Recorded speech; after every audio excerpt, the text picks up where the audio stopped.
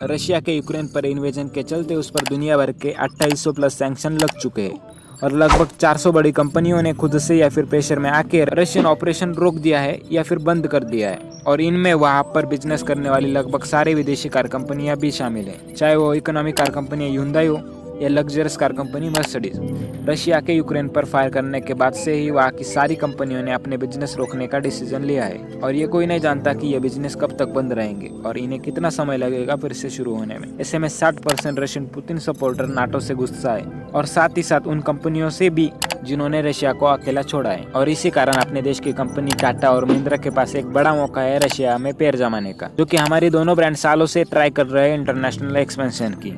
हम इस वीडियो में हर एस्पेक्ट पर बात करेंगे जिनसे देसी कंपनियां टाटा और महिंद्रा विदेश में भी पैर जमा सकते हैं। और यह एस्पेक्ट है रशियन लोगों का विदेशी कंपनियों से तिटकारा, भारत का जियोपॉलिटिकली रशिया की तरफ झुकाव, रशिया का भारतीय कंपनियों को इन्विटेशन हो या फिर रशियन मार्केट के लिए भारतीय गाड़ियों की अनुकूलता हो।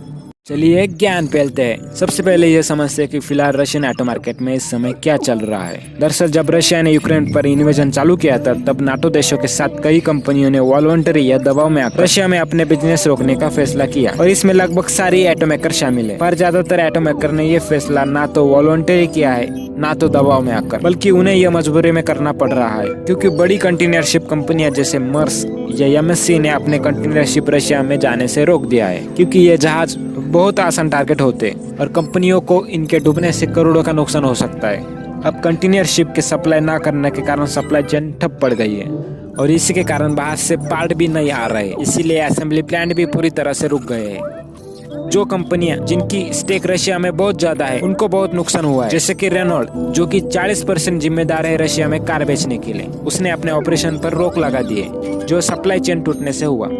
वहाँ दूसरी सबसे बड़ी कार कंपनी है Hyundai ग्रुप, उन्होंने भी अपने ऑपरेशन बंद किए हैं। रशिया में तीसरे नंबर पर है VW ग्रुप, इस वक्त उनके भी ऑपरेशन बंद है, अगेन सप्लाई चेन के इशू के कारण। पर एक बात है कि किसी भी कंपनी ने अपने बिजनेस समेटने की कोई बात नहीं करी और कोई नहीं जानता कि सैंक्शन के चलते वेस्ट की कंपनियों को कब अपने बिजनेसेस पूरी तरह से समेटने पड़े। और इस वक्त रशियन लोग भी वेस्ट की कंपनियों से नाराज है।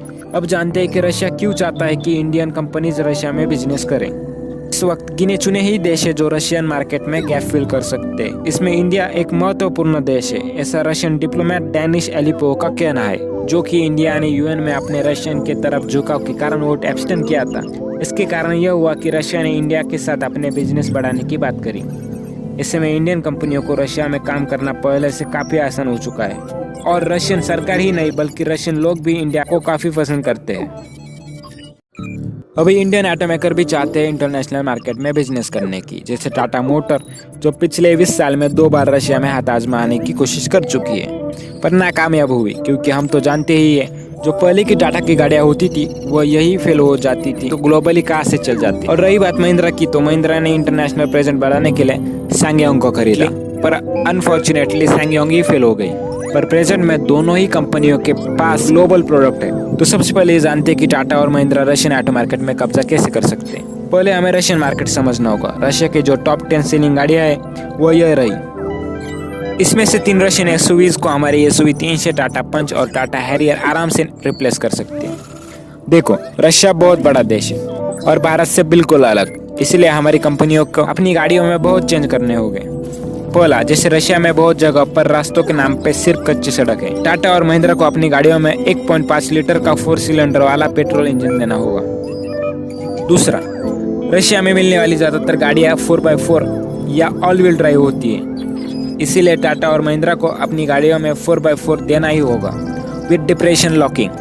तीसरा, रशिया की गाड़ियां भारतीय गाड़ियों के मुकाबले ज्यादा प्रैक्टिकल होती है और सिंपल भी, इसीलिए भारतीय कंपनियों को अपनी गाड़ियों में कूल फीचर निकालकर प्रैक्टिकल फीचर डालने होंगे। जैसे रशिया के एक्सट्रीम वेदर के कारण वहाँ की गाड़ियों में effective heater, heating seat, heating mirror, heating wind screen इत्यादि जरूरतमंद फीचर होते ही होते हैं। इसके अलावा रशिया में एक सोवियत गाड़ी बहुत पॉपुलर है जिसे लोग लाडा लेवा या लाडा लेजेंड के नाम से जानते हैं और यह गाड़ी अच्छी खासी मेल खाती है अपने बोलेरो और टाटा सुमो से।